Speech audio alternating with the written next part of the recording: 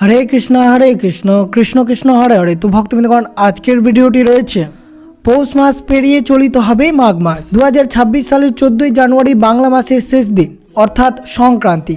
সেই হিসেবে 12 মাসের শেষ একবার করে সংক্রান্তি আসে।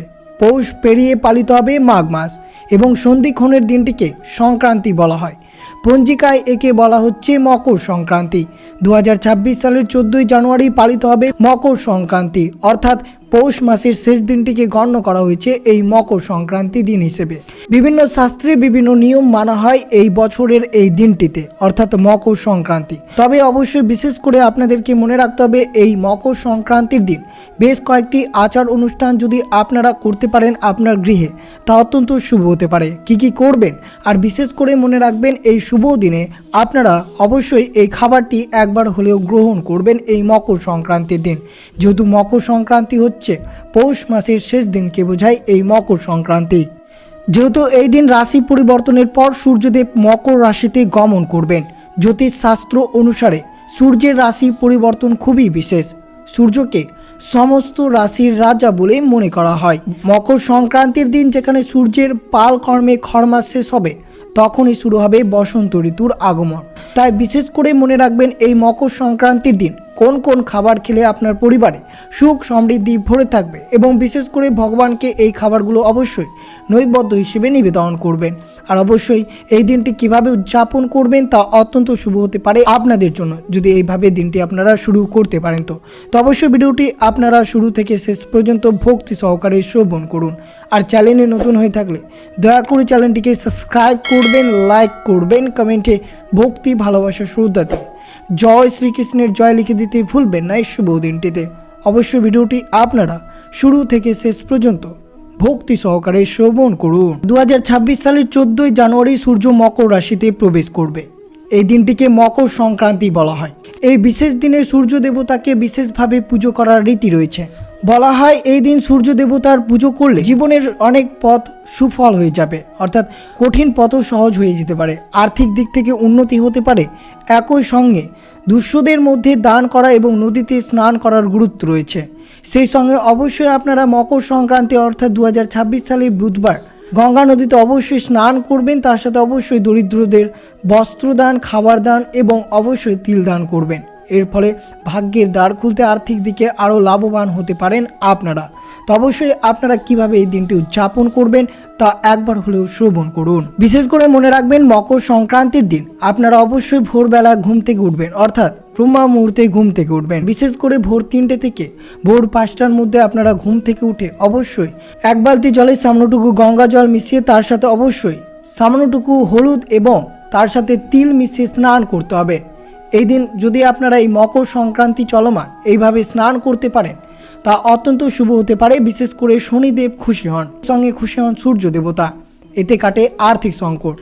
বিশেষ করে মনে রাখবেন এই শুভ দিনে আপনারা তামার পাত্রে অবশ্যই জল নিয়ে তাতে ফুল, হলুদ, চন্দন, কুমকুম অবশ্যই সূর্যদেবকে অগ্র হিসেবে নিবেদন করবেন। এই মকর সংক্রান্তির দিন অবশ্যই যদি আপনারা বাড়িতে যদি তুলসী গাছ এনে লাগাতে পারেন তা অত্যন্ত শুভ হতে পারে। যদি আপনার বাড়িতে তুলসী গাছ না থেকে থাকে তাহলে অবশ্যই বিশেষ করে এই শুভ দিনটিতে আপনারা অবশ্যই তুলসী গাছ এনে বাড়িতে লাগাবেন, এবং দেবী সম্পদের লক্ষ্মীর কৃপায় গৃহে সর্বদা সুখ সমৃদ্ধিতে ভরে থাকে। এছাড়াও অবশ্যই আপনারা এই মকর সংক্রান্তির দিন ঝাঁটা বাড়িতে কিনে আনতে পারেন। এতে ব্যবসার দিক থেকে লাভবান হবেন এবং ব্যবসা আরও বৃদ্ধি পাবে, জীবনে সফলতা বয়ে আসবে। এই মকর সংক্রান্তির দিন যদি আপনার বাড়িতে কাঠ থাকে তাহলে অবশ্যই কাঠ পোড়াতে পারে। তারপর কালো তিল দিতে হয় এবং গায়ত্রী মন্ত্র 108 বার জপ করবেন। এটা করলে আপনার ঘরে সুখ সমৃদ্ধি বিরাজ করবে। যদি আপনার বাড়িতে কোনো বড় রোগে আক্রান্ত থাকে তাহলে অবশ্যই মকর সংক্রান্তির দিন এই ক্রিয়াকলাপটি করলে তা অত্যন্ত শুভ হতে পারে, এবং বিশেষ করে অবশ্যই তিনি রোগ থেকে মুক্ত হবেন। আর্থিক সংকট কাটার আরেকটি উপায় হচ্ছে মকর সংক্রান্তির দিন অবশ্যই কালো তিল, কম্বল, লাল কাপড়, লাল মিষ্টি, চীনাবাদাম, চাল, মুগ ডাল, খিচুড়ি, গুড়, উড়দ ডাল, তেল ইত্যাদি অবশ্যই কোনো গরিব বা দুঃস্থ ব্যক্তিদের দান করবে। এতে সূর্যদেবের বিশেষ কৃপা পাওয়া যাবে, জীবনে লেগে থাকে সফলতা, এমনকি আপনার আর্থিক সংকটও কেটে যাবে খুব সহজে। তা বিশেষ করে আপনারা অবশ্যই এই মকর সংক্রান্তির দিন এই কয়েকটি কাজ অবশ্যই আপনার পরিবারে করবেন। আর বিশেষ করে মনে রাখবেন এই মকর সংক্রান্তির দিন আপনারা আপনার গৃহে কোন খাবারটি গ্রহণ করবেন এবং ভগবান বিষ্ণুকে নৈবেদ্য হিসেবে নিবেদন করবেন। এই খাবার এবং এই নৈবেদ্য যদি নিবেদন করতে পারেন তো অবশ্যই পরিবারে চিরসুখ বর্ষিত পড়বে। মকর সংক্রান্তির দিন অবশ্যই গরুকে এই শুভ দিনে ঘাস খাওয়াবেন। গরুকে ঘাস খাওয়ালে আর্থিক দিক উন্নতি হয়। যদি আপনারা না পারেন তাহলে অবশ্যই বাড়িতে একটি রুটি বানিয়ে তা খাওয়াতে পারেন। এছাড়াও এই মকর সংক্রান্তি অর্থাৎ 2026 সালের 14ই জানুয়ারি বুধবার পালিত হয়েছে। এই শুভ দিনে পিঁপড়েকে চিনি খাওয়াবেন। যদি সম্ভব না হয় তাহলে অবশ্যই মাছকে ময়দা খাওয়াতে পারেন। পাখিরকে বাজরা খাওয়ান। এগুলো অত্যন্ত শুভ বলেই মনে করা হয়। এতে আপনার যে কোনো কাজ আটকে থাকলে তা দ্রুত জীবনে সাফল্য মিলবে। এই মকর সংক্রান্তির দিন অবশ্যই বিবাহিতা মহিলারা বিশেষ করে এই ক্রিয়াকলাপটি করতে পারেন। অবশ্যই আপনারা হলুদ এবং সিঁদুর এই মকর সংক্রান্তির দিন একে অপরকে দিতে পারেন। এতে তাদের স্বামীর আয়ু আরও বেশি বাড়বে। এইভাবে ক্রিয়াকলাপ করলে সূর্যের কৃপা অবশ্যই লাভ করতে পারবেন। এই মকর সংক্রান্তির দিন অবশ্যই পূর্বপুরুষদের উদ্দেশ্যে এগুলো নিবেদন করবেন। মকর সংক্রান্তি পূর্বপুরুষদের উদ্দেশ্যে নৈবেদ্য নিবেদন করুন। এতে সারা বছর আপনি ভালো থাকতে পারবেন, বংশধরের সংখ্যা বৃদ্ধি পাবে এবং আপনাদের দাম্পত্য জীবনে সুখ লেগেই থাকবে। আর বিশেষ করে অবশ্যই শ্রবণ করবেন এই মকর সংক্রান্তির দিন আপনারা কোন কোন খাবার গ্রহণ করতে পারবেন। বিশেষ করে ভগবান বিষ্ণুকে নিবেদন করবেন এই খাবারগুলো। অবশ্যই শুভ দিনে যেহেতু ছটতিলা একাদশী রয়েছে তাই এই একাদশী চলমান আপনারা যে কোনো তিলের নাড়ু, মিষ্টি এবং বাদামের যে কোনো তৈরি জিনিস ভগবান বিষ্ণুকে নিবেদন করবেন। এছাড়াও অবশ্যই ক্ষীর যদি মকর সংক্রান্তির দিন ভগবান বিষ্ণুকে নিবেদন করা যায় তা আরও শুভ হতে পারে আপনাদের জন্য। অবশ্যই তিলের নাড়ু, ক্ষীর, মিষ্টি, হলুদ ফল এগুলো অবশ্যই গ্রহণ করুন। বিশেষ করে এগুলো আপনারা নিবেদন করবেন অবশ্যই তুলসী পত্র নিবেদন করে। যদি আপনারা তুলসী পত্র নিবেদন না করেন তাহলে পুজোর কোনো পূর্ণ ফলাফল পাওয়া যায় না। তা অবশ্যই আপনারা প্রসাদ রূপে ভাজা তিল, গুড়, এলাচ দিয়ে তৈরি তিলের নাড়ু, মিষ্টি এবং বাদামের এবং ক্ষীর অবশ্যই গ্রহণ করতে পারেন এই মকর সংক্রান্তির দিন।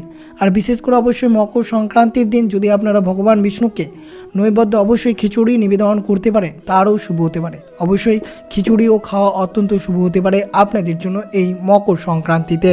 এই মকর সংক্রান্তিতে যদি আপনারা পারেন তাহলে অবশ্যই আকাশে ঘুড়ি উড়াবেন। যদি না পারেন তাহলে অবশ্যই কোনো ছোটো বাচ্চাদেরকে অবশ্যই এই দিন ঘুড়ি উপহার করবেন, তা অত্যন্ত শুভ হতে পারে। বিশেষ করে এই শুভ দিনে আপনারা নদীতে পবিত্র স্নান করবেন, সূর্য দেবতার কাছে প্রার্থনা করবেন।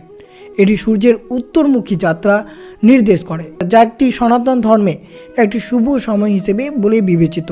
অনেকে বিশ্বাস করেন যে এই সময়কালে যদি আপনারা নতুন কাজ শুরু করেন তাহলে অবশ্যই এই নিয়ম বা এই উপায় করলে আশীর্বাদ লাভ অবশ্যই হবে। এবং এই শুভ দিনে ভগবান বিষ্ণুর নাম জপ করবেন। বিশেষ করে ওম নমঃ ভগবতে বাসুদেবায় নমঃ মন্ত্রটি জপ করবেন। এছাড়াও এই মকর সংক্রান্তির দিন আপনারা অবশ্যই পবিত্র ধর্মগ্রন্থ অর্থাৎ শ্রীমদ্ ভগবদ গীতা অবশ্যই পাঠ করবেন বা শ্রবণ করবেন। মকর সংক্রান্তিতে সূর্য দক্ষিণায়ন থেকে উত্তরায়ণে যায়। হিন্দু ধর্মশাস্ত্র দক্ষিণায়ন হলো দেবতাদের রাত এবং উত্তরায়ণ হলো দেবতাদের দিন। এই দিনে পুজো ও দান করার বিশেষ গুরুত্ব রয়েছে। ভক্তদের বিশ্বাস রয়েছে এই দিনে দান করলে এর ফল বহু গুণ বেড়ে যায়। পুরাণ মতে কুরুক্ষেত্রের যুদ্ধকালে নিজের প্রাণ ত্যাগ করার জন্য মকর সংক্রান্তির তিথিকে নির্বাচন করেছিলেন পিতামহ ভীষ্ম। অন্য পৌরাণিক মতে এই দিন পুত্র শনির গৃহে প্রবেশ করেন সূর্য। পৌরাণিক আখ্যান অনুযায়ী শনিদেব কালো তিল দিয়ে সূর্য পুজো করেন।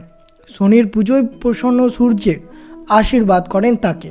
আশীর্বাদে তিনি বলেন শনির অপর ঘর মকর যখন তিনি প্রবেশ করবেন সেদিন মর্তে লোকে ধন ধান্য ভরে যাবে। সূর্য মকরে প্রবেশ করার তিথিকে মকর সংক্রান্তি নামে পরিচিত। পুরাণ মতে সগর রাজার মৃত্যু 60,000 সন্তানকে জীবন ফিরিয়ে দিতে তার নাতি ভাগীরথী মর্তলোকে গঙ্গাকে নিয়ে এসেছিলেন। তাই মকর সংক্রান্তিতে গঙ্গা এবং সাগরের সঙ্গমে স্নান করলে অসীম পুণ্যের ফল বা অসীম পুণ্যের কথা বর্ণিত রয়েছে।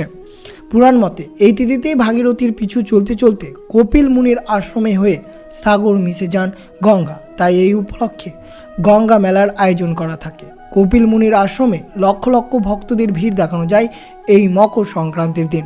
তাই অবশ্যই মকর সংক্রান্তির দিন পুণ্য স্নান করলে আপনাদের জীবনে মোক্ষ এবং আশীর্বাদ ভরে থাকবে।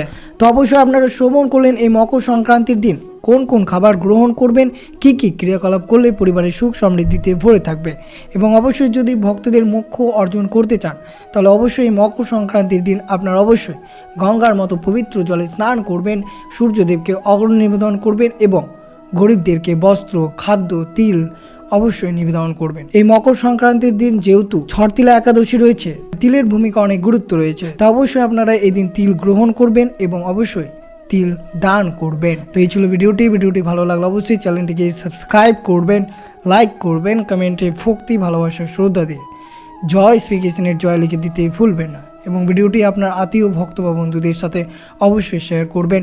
সুস্থ থাকবেন, সতর্ক থাকবেন। জয় শ্রীকৃষ্ণ। রাধে রাধে।